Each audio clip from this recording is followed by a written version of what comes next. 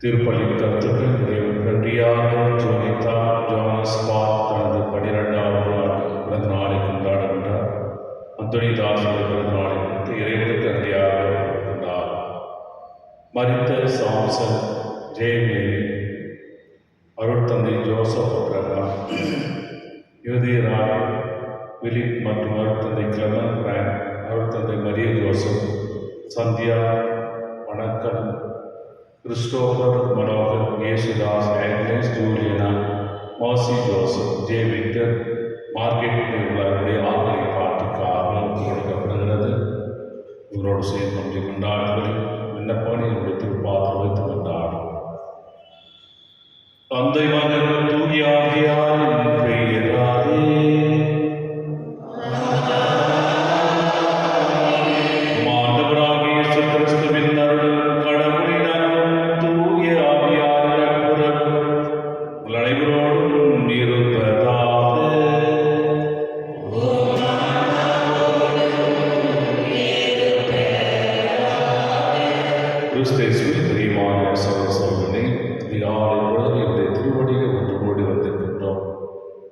இறை நம்பிக்கை நிறைந்தவனாக இறைவன் நம்மை ஒவ்வொரு நாளும் பராமரிக்கிறது என்ற நம்பிக்கை இறைவனை வழிகாட்டுதல் வேண்டும். நம் வாழ்வில் இறைவனை அர்ப்பணித்து நம்முடைய வாழ்வு முழுவதும் இறைவன் நம்பிக்கை கொண்டவர்கள் நிறைவான வாழ்வு பெறுவார்கள் என்ற தன்மையிலே நம்பிக்கையோடு ஆண்டவன் வந்திருக்கின்றோம்.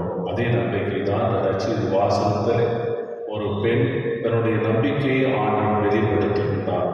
அவருக்கு வேண்டியது என்ன? என்னுடைய எண்ணங்கள் நிறைவேற வேண்டும். அதற்காக பொறுமையோடு சகிப்புத்தன்மையோடு தாட்சியோடு நான் காத்திருப்பேன் என்று தன்னை முழுவதுமாக ஆண்டவர் ஒப்பு கொடுத்து காத்திருக்கிறார். ஆண்டவரும் அவருடைய காத்திருப்பை முன்னிட்டு அவருக்கு நிறைவான அவருடைய ஆசிரியர்களையும் பார்க்கணும். எனவே ஆண்டவரிலிருந்து பெறப்போகின்ற ஆசீர்வாதங்கள் பாவமாக இருக்கின்றது என்று கவலை கொள்ளாமல் நம்பிக்கையோடு காத்திருக்கின்ற பொழுது இறைவனுடைய வாழ்க்கையில் நிறைவான ஆசீர்வாதத்தை கொடுக்க நம்பிக்கை இறைவனை வேண்டி இந்த திருப்பலை வழியாக வந்தாலும் இறைவனுடைய ஆசிரியர்களுக்கு தகுதிகளாக நம்முடைய உள்ளத்தில் இருக்கின்ற குற்றங்கள் பாவங்கள் குறைகளை ஏற்றுக்கொண்டு மன வருந்துவோம், மன்னிப்பு கேட்போம்.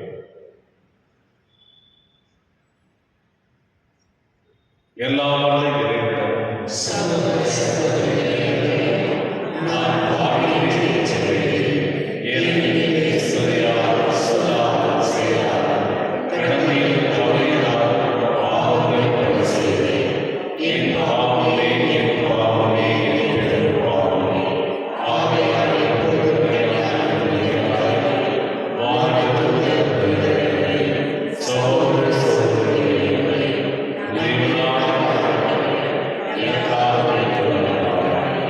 எல்லா இறைவனும் இறக்க வைத்து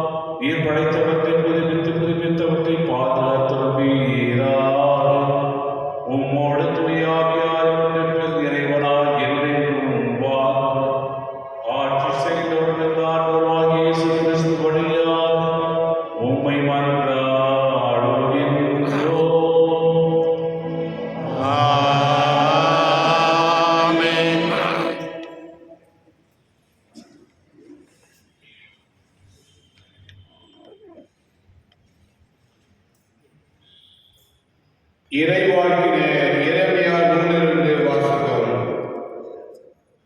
ஆண்டவர் இவ்வாறு கூறுகிறார்: அக்காலத்தில் இஸ்ராயேல் குடும்பங்கள் எல்லாவற்றுக்கும் நான் கடவுளாயிருப்பேன்.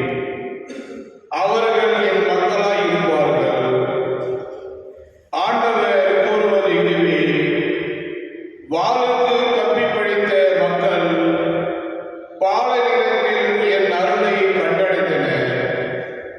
இஸ்ராயேல் இளைப்பாற விரும்பினர். ஆண்டவர் அவர்களுக்கு தொலைவிலிருந்து தோன்றினார். உனக்கு நான் முடிவில்லாத அன்பு காட்டியுள்ளேன். எனவே பேரன்பால் உன்னை காத்துள்ளேன்.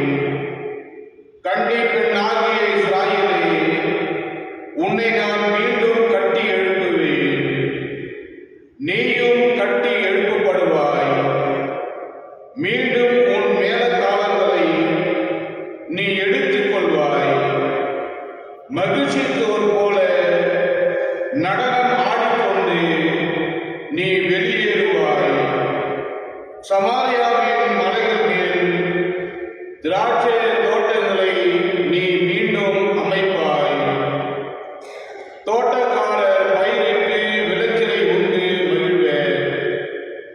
ஏனெனில் ஒரு நாள் வரும், அப்பொழுது எபிரேயம் மலையில் எழுந்திருங்கள். நாம் சீயோனுக்கு போவோம், நம் கடவுளாகிய ஆண்டவரிடம் செல்வோம் என்று காவலர் அழைப்பு விடுப்பர். ஆண்டவர் தொடர்ந்து கூறுகிறார்: யாக்கோப்பை முன்னிட்டு மகிழ்ந்து பாடுங்கள். மக்களினத்தார் தலைவரை குறித்து ஆர்ப்பரியுங்கள். முழக்கம் செய்யுங்கள், புகழ் பாடுங்கள். ஆண்டவர் இஸ்ராயேல் எஞ்சியோராகிய தம் மக்களை மீட்டருளினார் என்று பறைசாற்றுங்கள். ஆண்டவர் வழங்கும் அருள்வாக்கு. இறைவா நன்றி. பதிலுரை பாடல் உங்கள் பல்லவி. ஆயர் தம் மந்தையை காப்பது போல் ஆண்டவர் நம்மை காத்தருள்வார்.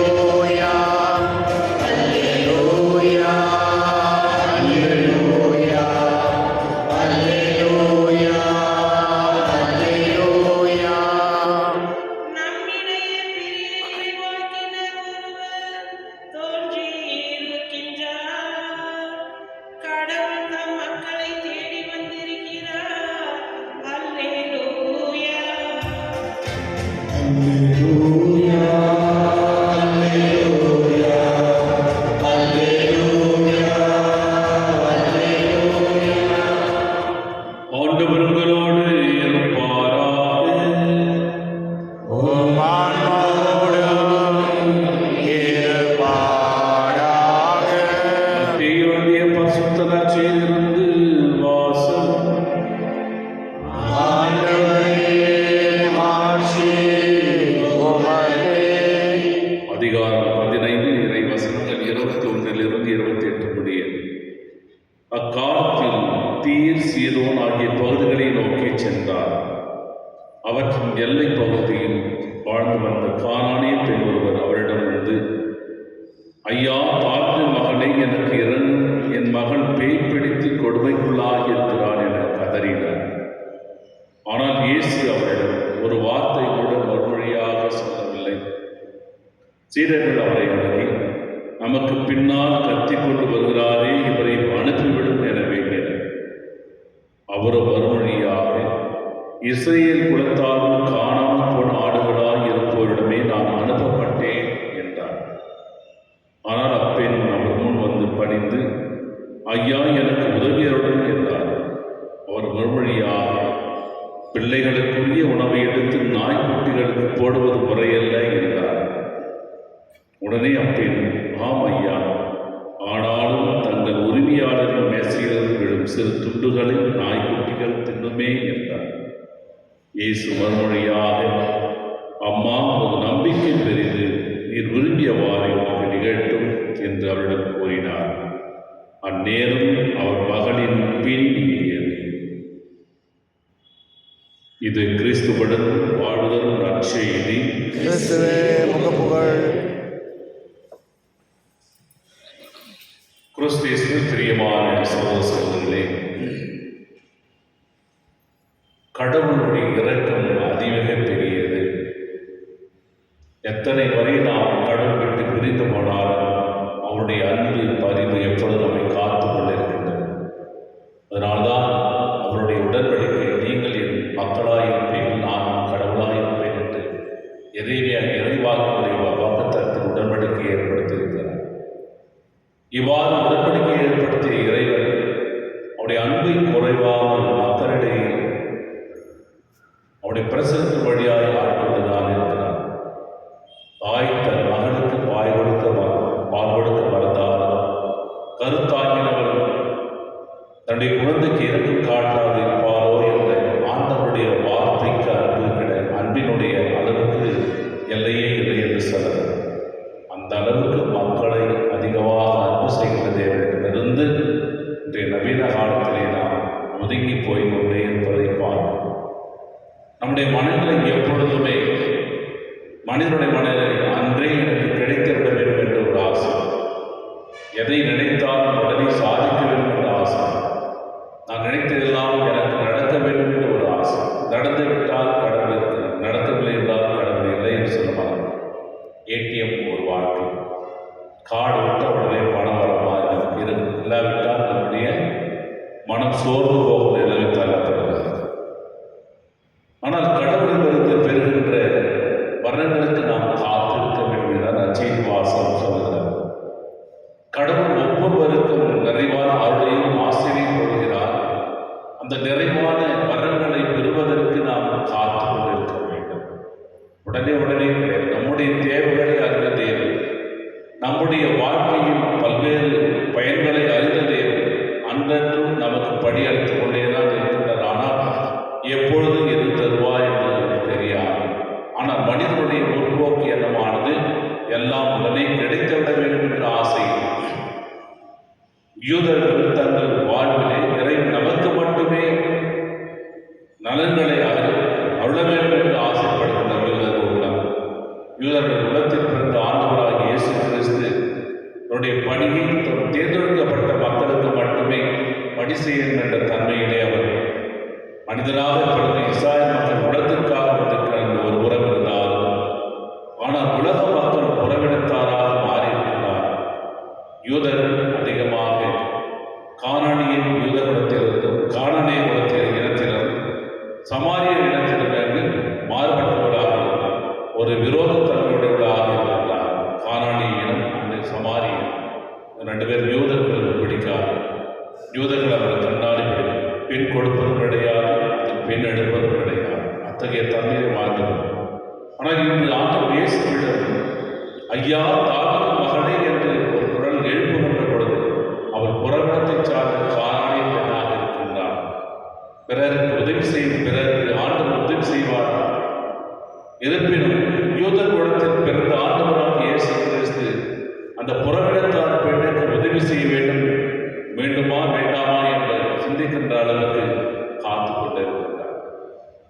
மீண்டுமாக ஐயா, என் மகள் பிசாசினால் பீடித்திருக்கின்றாள், துன்பப்படுகின்றார், நீர் மட்டுமே குணப்படுத்த வேண்டும் என்று என்னுடைய நம்பிக்கையோடு காத்து மூன்றாவது முறையாக ஐயா என்னுடைய மகளை குணப்படுத்தும் என்று கத்திக்கொண்டே வருகிறார். திருவிழம் பார்க்கிறார், அவரை எப்படியாவது போக விட்டுவிடும், நீங்கள் ஏதாவது அருள் கொடுத்து சில செய்து விடுங்க. ஆனால் ஆண்டவராக இயேசு பொறுமையை கடைபிடிக்கின்றார். இந்த பெண்ணுமானவர்கள் பொறுமையும் சகிப்புத்தன்மையும் மற்றும் காத்திருப்பதை பார்க்கிற பொழுது ஆண்டவரே சொல்கின்றார், பிள்ளைகளுக்குரிய உணவை எடுத்து நாய்க்குட்டிகளுக்கு போடுவது சரியல்ல, முறையல்ல என்று சொல்கின்ற பொழுது ஆண்டவராக இயேசு கிறிஸ்து இஸ்ராயேல் மக்களுக்குமே மட்டுமே வந்தார் என்பதை, உறவினத்தாருக்கு ஒன்று செய்யப்பட என்ற திட்டத்திலே அவர் ஈடுபட்டிருந்தார். நம்பிக்கையோடு இறைவனிடம் கேட்கின்ற வரங்களை இறைவன் கொடுப்பார் என்ற தன்மையை இந்த கானானிய பெண்ணானவள் முழுவதுமாக நம்பிக்கை வெளிப்படுத்தி ஆண்டுடைய எண்ணத்தை முறியடித்து கொள்கிறார். நான் விடாப்பிள்ளையாக நான் கண்டிப்பாக பெறுவேன், இவர் கண்டிப்பாக குணப்படுத்துவார், காத்து கொண்டே இருக்கிறார். ஆண்டவரை ஆண்டவரை என்று அழுது கொண்டே இருக்கிறார். கடவுள் மீது கொண்டுள்ள நிறைவான நம்பிக்கையை வெளிப்படுத்துகின்றார். எனக்கு கடவுள் நீர் மட்டுமே என்பதை அவர் உள்ளத்திலே உறுதி செய்கின்றார். இவர் மட்டுமே என்னுடைய மகனை குணப்படுத்த முடியும் என்ற அசாதாரண ஒரு நம்பிக்கை. உடனே அம்மாவுடைய நம்பிக்கை பெரிது என்று ஆண்டவரிடம் அந்த உறுதியை வெளிப்படுத்துகின்ற பொழுது அந்த பெரிது என்ற வார்த்தையானது உறுதியாக மாறி அவனுடைய மகனை குணப்படுத்தியது என்பதை பார்க்கும். ஆண்டவருடைய வரங்களானது அனைவருக்கும் சொந்தமாக இருக்கிறது. இறைவன் அனைவரையும் பேணி காக்கின்றார். இறைவன் அவனையும் இறக்கம் கொடுக்கின்றார். யாரெல்லாம் முழுமையான விசுவாசத்தோடு ஆண்டவரிடம் கேட்கின்றார்களோ அவர்களுக்கெல்லாம் தன்னுடைய பரிவர்க்கத்தினால் அவருடையும் ஆசிரியர் என்று வழங்கிக் கொண்டிருக்கின்றார் என்பதுதான். ஆனால் அதை பெறுவதற்கு நாம் பொறுமையாக காத்திருக்கிறோமா? எது எப்பொழுது கொடுப்பார் என்று அவருக்கு தெரியும், ஆனால் நமக்கு தெரியாது. அப்படியே நம்முடைய எண்ணங்கள் எல்லாம் சீக்கிரம் பெற்றிட வேண்டும், சீக்கிரம் நடக்க வேண்டும் என்று ஆசைப்படுவானால் கடவுள் எப்பொழுதுமே ஒவ்வொரு மனிதனையும் கைவிடப் போவதில்லை என்ற உறுதியான தன்மை, அந்த தாராள மனத்தோடு அனைவரையும் பராமரிக்கின்ற தேவன், அனைவருக்கும் வரங்களை கொடுக்கின்ற தேவன், அனைவரையும் தன்னை வாழ்வு கொடுக்கின்ற தேவன், அவர்களுக்கு வேண்டிய படிகளை அழைப்பார் என்ற தன்மையிலே அந்த காத்திருப்போடு நம்பிக்கையோடு காத்திருக்க நம்பிக்கை வளர்க்க இறைவனை வேண்டும் என்றால் ஆமென்.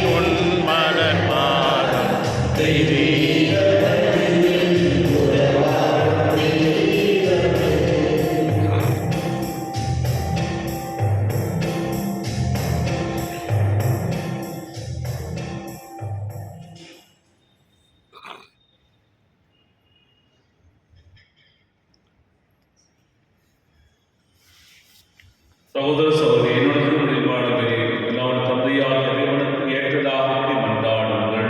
ஆண்டவர் தமது பெயரின் புகழ்ச்சிக்காகவும் ஆட்சிக்காகவும் நம் நன்மைக்காகவும் புனித துறாவை அனைத்து நலனுக்காகவும் உமது கையில் இருந்தவரை ஏற்றுக்கொள்வாராக. ஆண்டவரே, காணிக்கைகளை கனிவுடன் புனிதப்படுத்திட உம்மை வேண்டுகின்றோம். இந்த ஆன்மீக வழியில் காணிக்கையை ஏற்று எங்களை உமக்கு இறையாளர்களையாக மாற்றுவீராக. எங்கள் ஆண்டவராகிய இயேசு கிறிஸ்து வழியாக உம்மை மன்றாடுகின்றோம். ஆமென். ஆண்டவர் உங்களோடு இருப்பாராக. உம் ஆன்மாவோடும் இருப்பாராக. எங்களை மேலே எழுப்புங்கள். ஆண்டவரிடம் எழுப்பியுள்ளோம். இறைவனாகிய ஆண்டவருக்கு நன்றி கூறுவோம். அது தகுதியும் நீதியும் மானதே. ஆண்டவரே, தூயவரான தந்தை, தந்தை எல்லாம் வல்ல இறைவா, என்னாலும் எவ்விடத்தில் நாங்கள் நன்றி செலுத்துவது மெய்யாகவே தகுதி நீதியுமாகும். எங்கள் கடமை மீட்புக்குரிய செயலுமாகும். உம்முடைய அன்பு திருமணம் வழியாக நீர் மனிதனங்களை படைத்தது போல மிகுந்த கனிவிடத்தால் அவற்றை புதுப்பிக்கும் தொடமானீர். ஆகவே படைப்புகள் அனைத்தும் உமக்கு பணிபுரிகின்றன. மீட்படைத்தோர் அனைவரும் உம்மை ஏற்றவாறு போகின்றனர். உம்முடைய மனிதர்களும் ஒரே இதயத்தோராய் உம்மை போற்றுகின்றனர். எனவே வானக தூதர் அனைவரோடும் சேர்ந்து நாம் உம்மை கொண்டாடி மகிழ்வுடன் எப்பொழுதும் அறிக்கையிட்டு சொல்வதாவது: துயவர் துயவர் துயவர் வான்படைகளின் கடவுளாம் ஆண்டவர். விண்ணகமும் மண்ணகமும் உமது மாட்சியால் நிறைந்துள்ளன. உன்னதங்களிலே ஓசானா. ஆண்டவர் பெயரால் வருகின்றவர் ஆசீர் பெற்றவர். உன்னதங்களிலே ஓசானா. ஆண்டவரே, நீயாகவே தூயவர், தூய்மை அனைத்திற்கும் ஊற்று. ஆகவே உம்முடைய ஆவியை பொழுது காணிக்கைகளை தூய்மைப்படுத்த வேண்டுகின்றோம். இவ்வாறு எங்கள் ஆண்டவர் இயேசு கிறிஸ்துவின் உடலும் இரத்தமுமாக எங்களுக்கு இவை மாறுவனவாகும். அவர் பாடுபட மனித தம்மை கையளித்த போது அப்பத்தை எடுத்து நன்றி செலுத்தி அதை பிட்டு தம் சீடர்களுக்கு அளித்து கூறியதாகும்: அனைவரும் இதிலிருந்து பெற்று உண்ணுங்கள். ஏனெனில் இது உங்களுக்காக கையளிக்கப்படும் என் உடல்.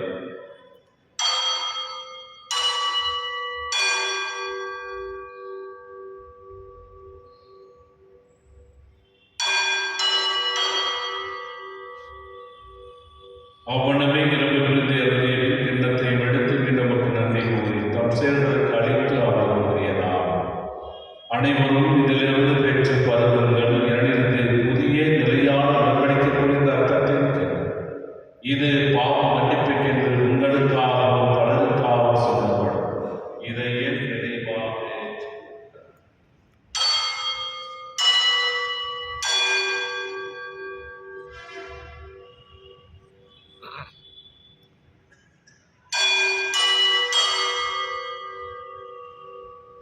நம்பிக்கையின் மறைபொருள்.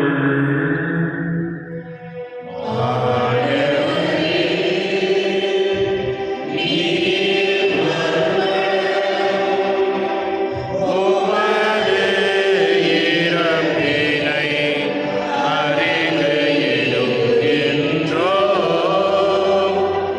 உமது உயிர்ப்பினையும் எடுத்துரைக்கின்றோம். ஆகவே ஆண்டவரே, நாங்கள் கிறிஸ்துவின் இறப்பினை உயிர்ப்பினை வாழ்வதும் அப்பத்தை மீட்பளிக்கும் எண்ணத்தை உமக்கு கொடுக்கின்றோம். உம் திருமணம் கூடிய தவறுகளை ஏற்றுக்கொண்டே உமக்கு நன்றி செலுத்துகின்றோம். மேலும் கிறிஸ்துவின் உடலிலும் ரத்தத்தின் மூலம் எங்களை தூய ஆவியால் சேர்க்க வேண்டும் என உம்மை தாழ்மையுடன் கொண்டாடுகின்றோம். ஆண்டவரே, உலகெங்கும் பரவிருக்கும் துறாவை எங்கள் திருத்தந்தை லியோ, எங்கள் பேராயர் பீட்டர் மற்றும் துணையாயர் எல்லா திருநிலையினராகிய அனைவரோடு திரு அவை அன்பில் நிறைவேற செய்தவர். நீர் இன்று உடலிருந்து அழைத்துக் கொண்ட சாம்சன், தேவநேரி, அருட்தந்தை ஜோசப், அப்ரஹாம், நிதியராஜ், பிலிப் மற்றும் அருட்தந்தை கிளமன், பிரயான், அருட்தந்தை மரிய ஜோசப், சந்தியா, வணக்கன், கிறிஸ்டோபர், மனோகரன், இயேசுதாஸ், ஆண்டனீஸ், ஜூலியனா, மோசி ஜோசப், உம் திருமகனோடு அவரின் இறப்பில் இணைக்கப்பட்ட தெய்வம் உயிர்ப்பிலும் அவரை போல இருக்கச் செய்தது. வேறு உயிர்த்திய மேலோருடன் தூய்தோறும் எங்கள் சகோதர சகோதரிகளை இறந்தோர் அனைவரையும் இரக்கத்துடன் நினைவுறும் திருமுக வழியில் ஏற்றார். எங்கள் அனைவர் மீதும் இரக்கமாயும் கடவுளை கண்டித்தாயும் மரியாதை அவருடைய கணவரான புனித யோசேப்பு திருத்துவதர்கள் இவ்வுலகில் உமக்கு ஒருவராகிய புனிதர் அனைவருடன் நிலைவாழ் பங்கும் தகுதி பெற்று உம் திருமகன் இயேசு கிறிஸ்து வழியாக உம்மை போன்றேற்றும் மறுமணம் கொண்டார்.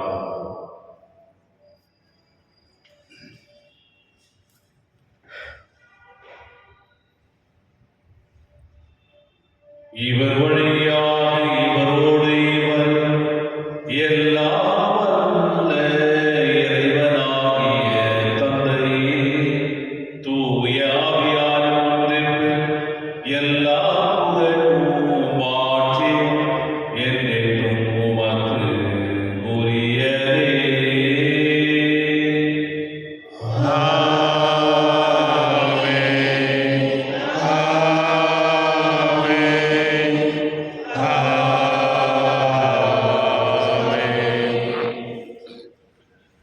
மீட்பரின் கட்டளையால் கற்பிக்கப்பட்டு இறைவழிப்படியால் பயிற்சி பெற்று நாம் அனைவரும் துணிந்து சொல்வோம்.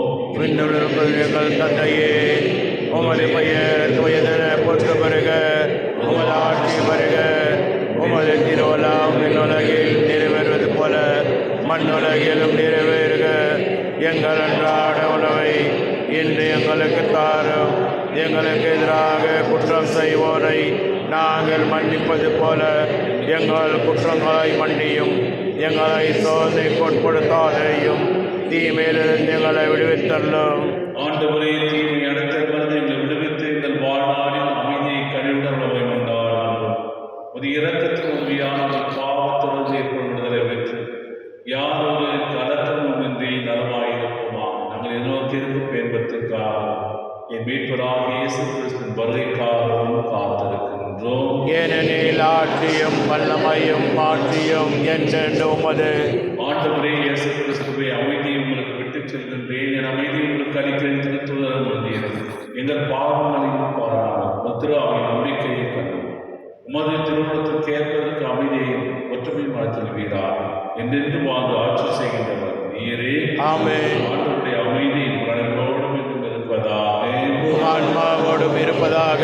ஒருவர் இறைவன் தரும் அமைதியை பகிர்ந்து கொள்வோம்.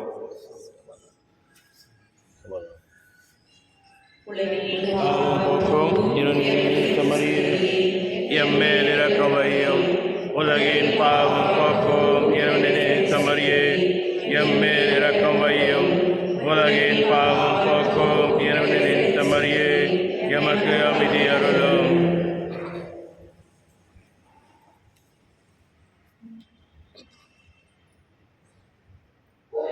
இதோ இறைவனின் செம்மறி, இந்த உலகின் பாவங்களை போக்குகின்றவர். செம்மறியின் விருந்துக்கு அழைக்கப் பெற்றோர் பேறு பெற்றோர். என் ஆண்டவரே, நீர் எழுந்தருள நான் தகுதியற்றவன்.